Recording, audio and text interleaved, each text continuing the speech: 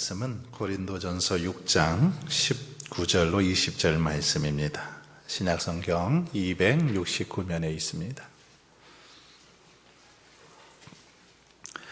두 구절인데 우리 한 목소리로 봉독하도록 하겠습니다.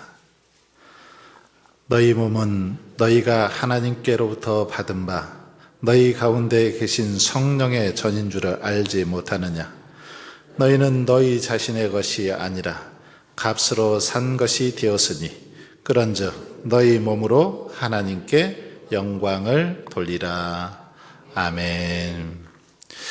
우리 옆에 계신 분하고 한번 인사 나누겠는데요. 그렇게 인사하시면 좋을 것 같아요. 기대에 부응하겠습니다. 이렇게 한번 인사해 볼까요? 시작. 네. 기대에 부응하신 것 같아요. 제가 보니까 여러분들은 이렇게 하나님께서 예배자들을 찾으시는데 예배자의 자리에 나오신 것은 하나님의 기대에 부응하신 건 줄 믿습니다. 늘 정말 기대에 부응하는 저와 여러분의 삶이 되실 수 있기를 바랍니다. 우리가 오후 찬양 예배 시간에 하나님에 대해서 쭉 지금 살펴보고 있는데 오늘은 하나님의 기대에 대해서 함께 살펴보려고 합니다. 하나님의 기대, 하나님께서 어떤 것을 기대하시고 또 어떤 것을 우리에게 원하시는지 살펴보면서 은혜를 나누고자 합니다. 한번 보겠습니다. 우리 방송실에서 한번 넘겨주실래요?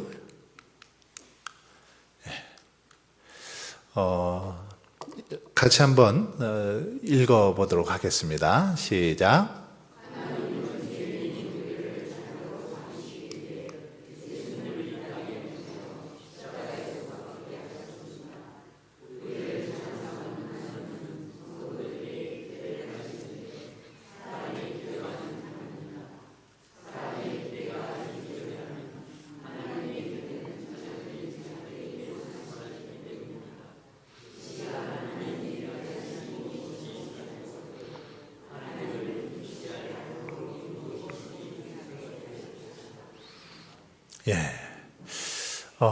내용 보시면 하나님은 죄인인 우리를 자녀로 삼으시기 위해서 예수님을 이 땅에 보내주셨습니다. 그래서 십자가에 못 박혀 돌아가시도록 했죠. 우리를 구원하시기 위해서, 우리를 자녀 삼아주시기 위해서 그렇게 주님을 이 땅에 보내시고 고통당하게 하셨다라는 거죠. 우리를 자녀 삼으신 하나님께서는 우리 성도들에게 기대감을 가지고 있습니다. 우리에게 기대를 하고 계신데 이 기대는 사람의 기대와는 다르죠. 하나님의 기대는 우리 사람들의 기대와는 다릅니다. 사람들의 기대는 어떻습니까? 대부분 좀 이기적입니다. 자신만 사랑받길 원하고 자신만 대접받기를 원하죠. 사람들의 기대 대부분이 이기적인 걸 볼 수 있습니다. 하지만 하나님의 기대는 그렇지 않다라는 거죠. 하나님의 기대는 우리 성도들이 이 땅에서 형통하고 복된 삶을 살기를 원합니다. 잘 되기를 원하신다라는 거죠. 이 땅에서 고통 가운데 힘들어하고 정말 어렵게 살아가는 거 하나님께서는 원치 않습니다. 복된 삶을 살아가길 원하시죠. 이 시간은 그래서 하나님께서 우리에게 복된 삶을 살기 위해서 어떤 것을 기대하시는지 이것을 살펴보고 또 어떻게 하면 하나님을 기쁘시게 할 수 있는지 그 방법을 생각해 보면서 은혜를 나누고자 합니다. 자, 먼저 하나님은 무엇을 기뻐하시는지 한번 보도록 하겠습니다. 넘겨줘 보세요.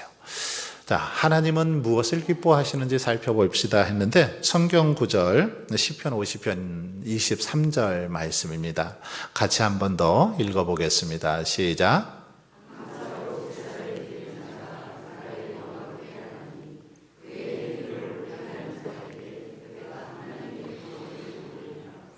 자, 여기 보시면 감사로 제사를 드리는 자가 나를 영화롭게 하나니. 감사로 제사를 드리는 자, 감사하면서 하나님 앞에 예배 드리는 삶이 하나님을 영화롭게 한다. 그러니까 하나님 앞에 기쁨으로 감사함으로 예배 드리는 거, 이것이 하나님께 영광 돌리는 거라는 거죠. 우리가 모든 영광 하나님께 돌립니다, 이렇게 뭐 표현도 잘하고 말도 잘하는데, 하나님께 영광 돌린다는 거 다시 표현하면 감사로 하나님 앞에 예배 드리는 거, 이것이 하나님께 영광 돌리는 삶임을 이 말씀은 보여주고 있습니다. 그러면서 그의 행위를 옳게 하는 자에게 내가 하나님의 구원을 보이리라. 그의 행위를 옳게 하는 자, 이 땅에서 하나님의 자녀로서 정말 올바른 또 믿음의 삶을 살아가는 사람들, 그들을 통해서 영광 받으시고 특별히 그들에게 하나님의 구원을 보여주시겠다라고 말씀하고 있습니다. 이렇게 믿음으로 살아가는 자들에게 하나님께서 구원을 보여주신다. 이처럼 하나님께서 기뻐하시는 것, 감사로 제사 드리는 것, 감사함으로 하나님께 예배하는 것, 이것을 하나님은 가장 기뻐하시는 걸 볼 수 있습니다. 두 번째, 요한복음 4장 23절 말씀인데요, 같이 한번 읽겠습니다. 아버지께 참되게 예배하는 자들은 영과 진리로 예배할 때가 오나니 곧 이때라. 아버지께서는 이렇게 예배하는 자들을 찾으시느니라. 자, 하나님이 기뻐하시는 건 뭐예요? 이 구절에 보니까 하나님께서는 참되게 예배하는 자들, 그들을 기뻐하시고 찾으시는 것을 볼 수 있습니다. 아버지께 참되게 예배하는 자들, 영과 진리로 이렇게 예배하는데 이런 자들을 우리 하나님께서는 찾고 계신다. 정말 그런 것 같아요. 갈수록 하나님을 참되게 예배하는 자들이 사라지는 그런 시대를 겪고 있는 것 같습니다. 예배가 자꾸 시간이 흐를수록 소홀해져 가는 것 같습니다. 코로나 이후에 훨씬 더 심각해졌죠. 한국 교회 안에 이 예배의 분위기들이 훨씬 더 정말 코로나 이전과 이후의 모습을 보면 예배를 너무 쉽게 이제 생각하는 것 같아요. 코로나 때 뭐 좀 이렇게 이 전염이 되지 않도록 하기 위해서, 피해를 주지 않기 위해서 그 방법은 좋습니다. 의도는 좋은데, 그래서 집에서 예배 드리겠다 이렇게 했는데, 그러다가 집에서 예배 드리다 보니까 집에서 예배 드리는 게 너무너무 편한 거죠.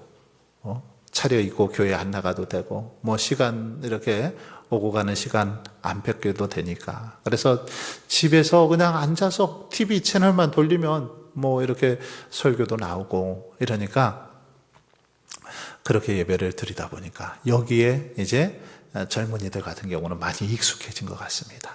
그래서 이 시내 교회들은 코로나가 끝났음에도 불구하고 나는 이제 교회 별로 나가고 싶지 않다, 그냥 집에서 이렇게 예배 드리면서 신앙생활 하겠다, 이런 사람들이 굉장히 많이 늘어났습니다. 그래서 예배 인원들이 뭐 많이 줄어버렸죠. 예배실이 텅텅 비는 그런 일들이 벌어지고 있는 걸 볼 수 있는데, 뭐 우리 교회는 그렇진 않지만 그런 영향이 근데 계속적으로 이렇게 자연스럽게 한국 교회 안에 뿌리 내리게 되었다라는 거죠. 그래서 뭐 좀 일 있으면 예배 좀 안 가도 괜찮아. 뭐 조금 예전에는 뭐 일이 있어도 아파도 목숨처럼 정말 귀하게 여겼는데, 요즘은 너무 쉽게 예배 자리를 바치더라는 거죠. 그러나 여러분, 성경은 분명하게 말합니다. 하나님께서 가장 기뻐하시는 것, 참되게 예배하는 자들을 기뻐하십니다. 그리고 그러한 사람들을 찾고 계신다. 여기 보니까 아버지께서는 자기에게 이렇게 예배하는 자들을 찾으시느니라. 하나님께서 눈을 부릅뜨시고, 누가 하나님 앞에 그런 영과 진리로, 신령과 진정으로 하나님을 예배하는가 찾고 계신다라는 거죠. 바로 예배 드리는 것을 기뻐하시고요. 다음 넘겨서 3번 고린도전서 오늘 읽었던 말씀입니다. 6장 19절로 20절 말씀.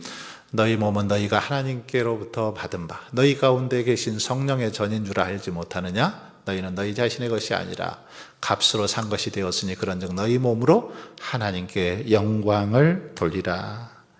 자, 여기 보시면 하나님께서 뭘 기쁘시게 한다라는 거예요.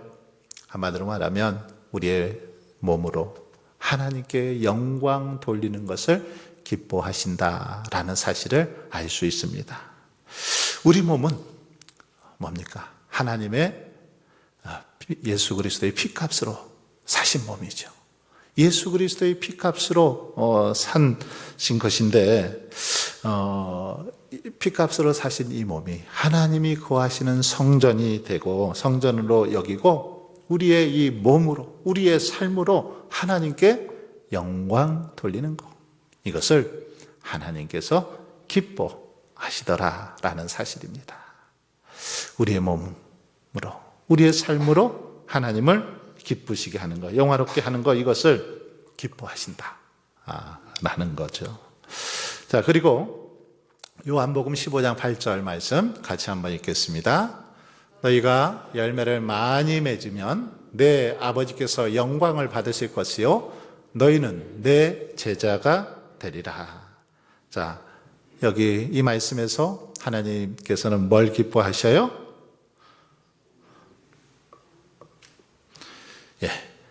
뭘 기뻐하세요?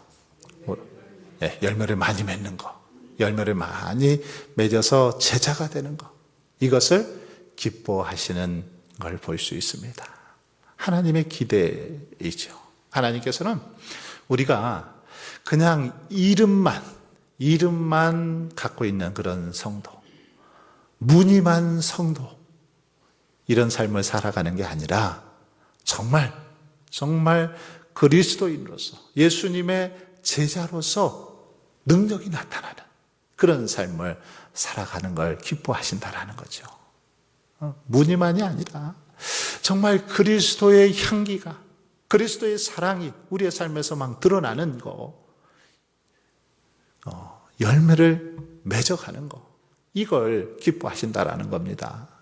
올해 이제 지금 감철인데 감나무, 올해 이렇게 감농사가 잘 되지는 않은 것 같은데 감나무가 어떻습니까? 잎만 무성하면 볼 때마다 좀 기분이 안 좋잖아요. 감이 있어야죠. 감이 열려야 가을에 수확하는 그런 기쁨도 있지 않습니까? 그런데 그냥 잎만 무성하고 아무 열매가 없는 그런 그리스도인들 있다면 얼마나 우리 주님께서 또 하나님께서 마음 아파하시겠습니까? 바로 우리 성도들은 열매 맺는 삶을 살아야 될 것을 강조하시면서 바로 이 말씀을 보면 열매를 많이 맺으면 내 아버지께서 영광을 받으실 것이요 내 제자가 되리라, 이렇게 말씀하고 있습니다. 반대로 말하면 열매가 없으면 하나님께서 영광도 받지 않으시고 너희는 내 제자도 아니다, 이런 무서운 말씀이기도 하죠. 그렇지 않습니까? 열매가 없으면 너희들은 내 제자도 아니다, 이런 말씀 아니겠어요? 열매 맺는 삶이 중요하다라는 겁니다. 성령의 열매들, 정말 그리스도인으로서 하나님의 자녀로서 그에 합당한 열매를 맺어야 된다라는 거죠. 특별히 어떤 열매가 하나님께서 기뻐하실까요? 전도의 열매죠. 전도의 열매, 하나님께서 가장 기뻐하시는 그런 열매 아닙니까? 한 영혼을 주께로 인도하는 그런 열매, 이 열매 맺는 삶이 얼마나 중요한지를 가르쳐주고 있습니다. 하나님이 기뻐하시는 모습이고 또 우리에게 기대하시는 바로 기대가 이런 것들임을 볼 수 있습니다. 그 다음 넘어가겠습니다. 자, 하나님이 원하시는 거, 기뻐하시는 거, 원하시는 거, 어쩌면 좀 비슷한 말이기도 한데, 이사야 66장 2절 말씀 같이 한번 읽어보도록 하겠습니다. 시작.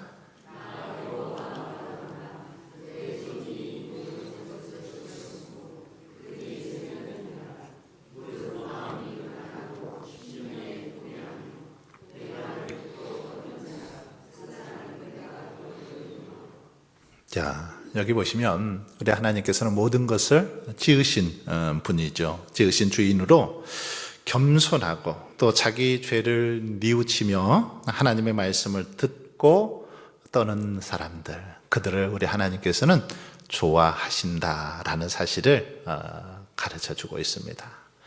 하나님의 말씀, 특별히 내 말을 듣고 떠는 자, 그 사람은 내가 돌보려니와, 이렇게 말하고 있죠. 네.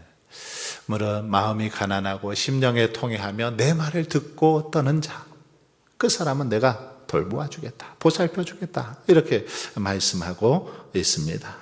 정말 하나님께서 원하시는 것은 겸손한 모습으로 우리가 하나님의 은혜 아니면 살 수 없는 죄인들임을 인정하면서 겸손히 말씀 앞에 서서 말씀대로 살려고 그렇게 몸부림치는 그런 사람들을 하나님께서는 기뻐하시고 돌보시더라, 그런 말씀입니다. 겸손히 주님의 말씀을 듣고 따라가는 사람들, 그들에게 복을 내려주신다라는 말씀이고요. 2번 예레미야 7장 23절 말씀 읽어보겠습니다.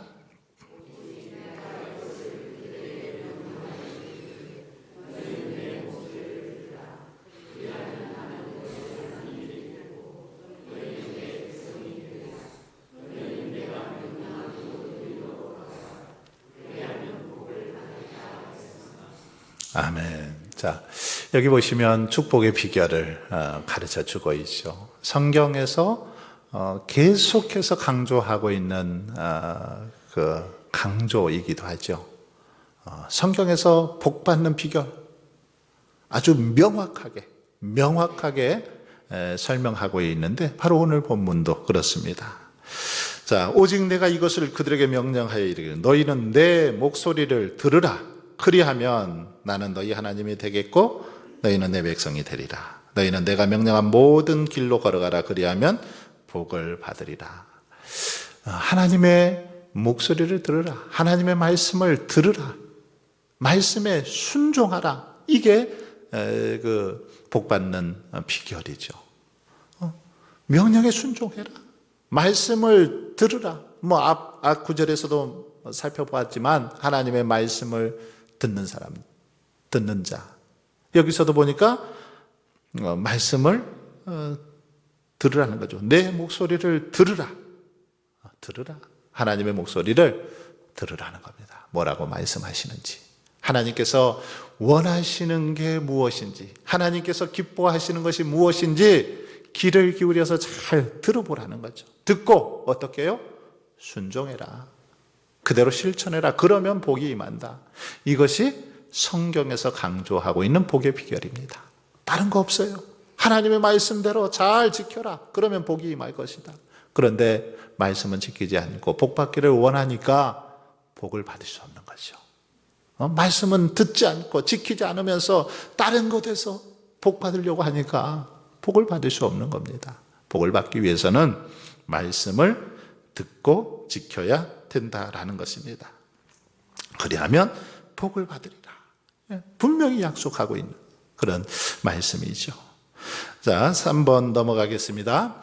하나님을 기쁘시게 한 에녹의 삶에 대해 살펴보십시다 했는데, 히브리서 11장 5절로 6절 말씀 좀 긴데 천천히 한번 읽어보도록 하겠습니다. 시작.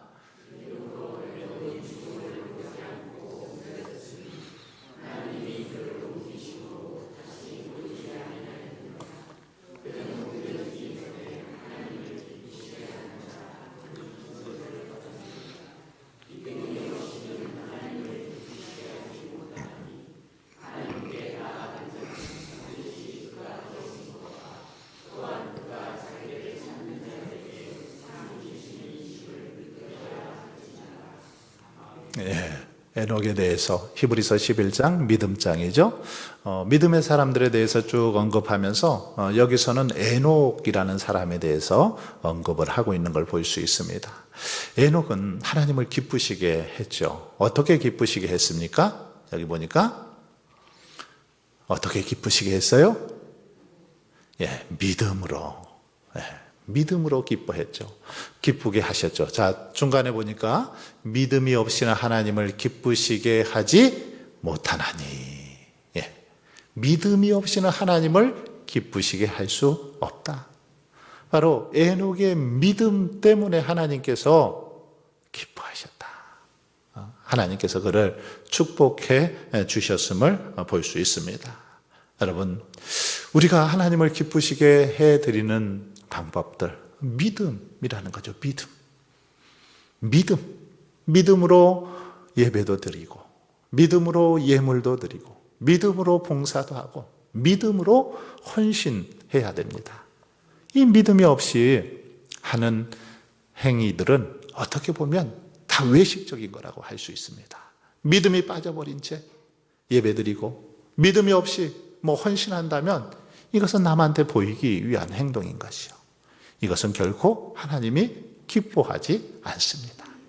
하나님께서는 우리의 믿음, 이 믿음을 중요시 여기시고 보시더라는 거죠. 얼마나 진실한 믿음으로 하나님 앞에 서 있느냐, 이것을 보시더라는 겁니다.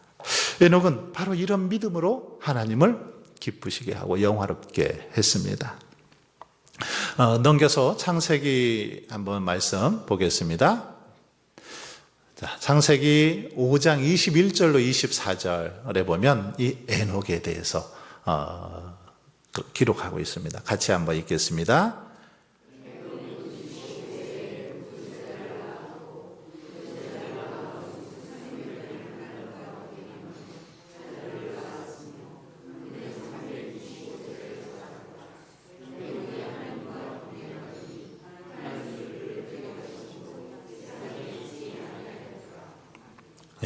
여기 보면 창세기의 에녹에 대해서 다루고 있죠. 그런데 이 에녹을 아까 히브리서 신약에서 11장에서도 다루고 있는데, 이 에녹 어떤 사람이냐면 65세에 무드셀라를 낳고, 그리고 300년 동안 하나님과 동행했다. 그리고 365세에 그러니까 어떻게 해요? 하나님께서 그를 하늘로 데려가셨습니다. 우리처럼 그냥 이 땅에서 죽지 않고 살아있는 채로 그대로 이렇게 하늘로 승천한 거죠. 승천. 엘리야도 이렇게 승천하듯이 에녹도 그렇게 승천했음을 볼 수 있습니다. 하나님께서 그대로 이 땅에서 죽음을 맛보지 않고 그대로 데려가셨다. 참 큰 은혜요 축복인 것 같습니다. 그냥 모든 사람은 다 죽는데 죽지 아니하고 이렇게 하늘로 올라가는 축복을 받았으니 얼마나 큰 은혜입니까? 그런데 이렇게 은혜를 받은 비결을 뭐라고 설명하고 있냐면 동행이라는 단어를 가지고 설명하고 있습니다. 동행. 여기 보시면 에녹이 하나님과 동행하더니, 그러죠? 하나님과 동행하더니, 그리고 그 위에도 보면 300년을 하나님과 동행하며, 동행이라는 단어를 가지고 이 에녹의 믿음을 설명하고 있습니다. 에녹, 한마디로 말하면 하나님과 늘 동행하는 그런 삶을 살았다라는 거죠. 이 동행, 저는 이 동행을 떠오르면 또 요셉을 생각해 보지 않을 수 없습니다. 창세기에 나오는 요셉도 하나님과 늘 동행했습니다. 하나님과 함께하는 삶을 살았죠. 그래서 하나님께서 그에게 큰 은혜를 베풀어 주셨던 걸 볼 수 있는데, 바로 동행하는 삶, 이것이 하나님의 큰 축복을 누리는 삶임을 알 수 있죠. 여러분, 에녹이 이렇게 동행하면서 이제 하늘로 부름을 받았는데 그 나이가 365세죠. 참 의미가 있는 것 같아요. 365라는 그 숫자가. 1년이 며칠이에요? 365일입니다. 에녹이 365년 이 땅에 살면서 하나님과 늘 동행했는데 1년이 365일입니다. 의미가 있는 것 같아요. 에녹이 하나님과 일평생 그렇게 동행했던 것처럼 365일 우리들도 이 땅에서 에녹처럼 동행하고 살거라. 이런 의미에서 하나님께서 1년을 365일로 정해주시지 않았나, 이런 생각을 해봅니다. 그래서 하루하루 저와 여러분이 에녹처럼 동행하는 그런 믿음의 삶을 살아갈 수 있기를 바랍니다. 이것이 하나님께서 우리에게 원하시는 거고 우리에게 원하시는 또 기대입니다. 넘겨서 같이 한번 읽어보겠습니다. 시작.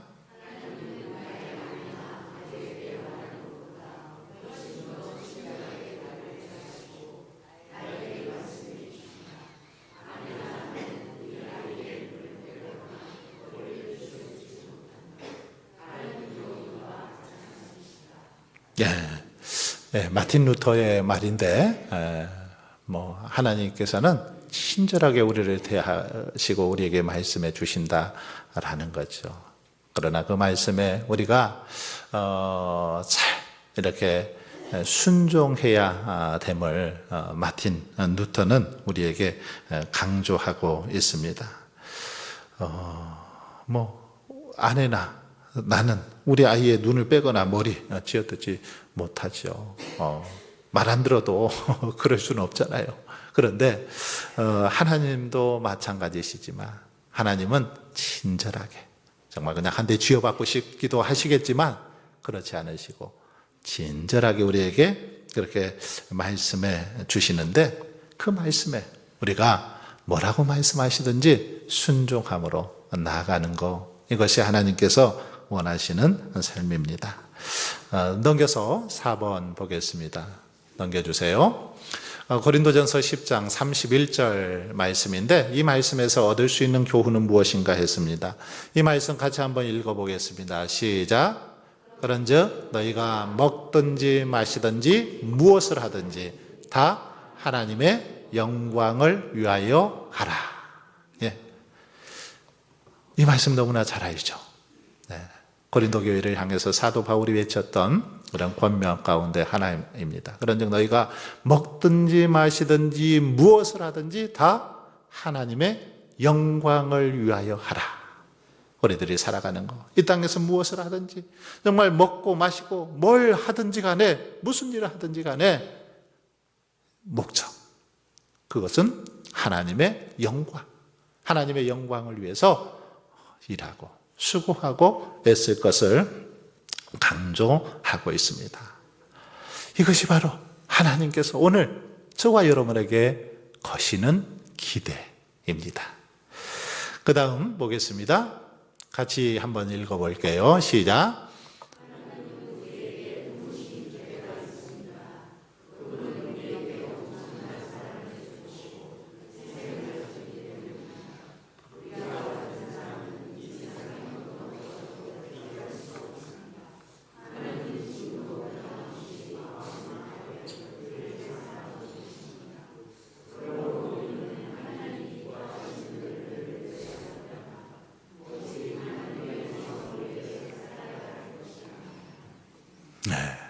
그렇습니다. 하나님께서는 우리들에게 많은 기대를 하고 계십니다. 하나님의 자녀로서, 성도로서, 그리스도인으로서, 또 제자로서 우리에게 거시는 기대가 많습니다. 바라기는 저와 여러분이 이 하나님의 기대에 온전히 부응할 수 있기를 바랍니다. 그래서 정말 하나님의 영광을 드러내고 하나님을 기쁘시게 하는 그런 삶을 살아갈 때 하나님께서 약속하신 하늘의 축복도 우리에게 넘치도록 부어 주실 줄 믿습니다. 오늘도 이런 은혜가 저와 여러분의 삶 속에 함께 하시길 주의 이름으로 축원합니다.